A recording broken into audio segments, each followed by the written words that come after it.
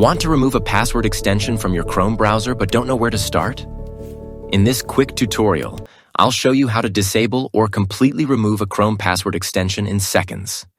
Welcome to Preyo Promo, where you learn simple tech tricks to keep your browser clean, secure, and running smoothly. Step 1. Open Chrome extensions. Page first, open Google Chrome on your computer. Click the three-dot menu icon in the top right corner, go to More Tools, and then select Extensions. Step 2.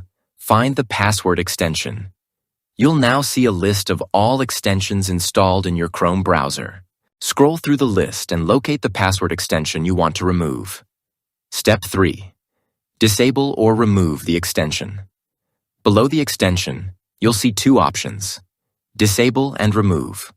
Click Disable if you want to temporarily turn it off, or click Remove to delete it completely. Step 4.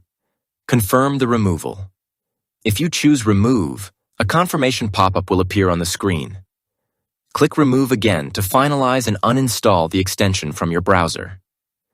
And that's how you disable or remove a password extension from Google Chrome in just a few seconds.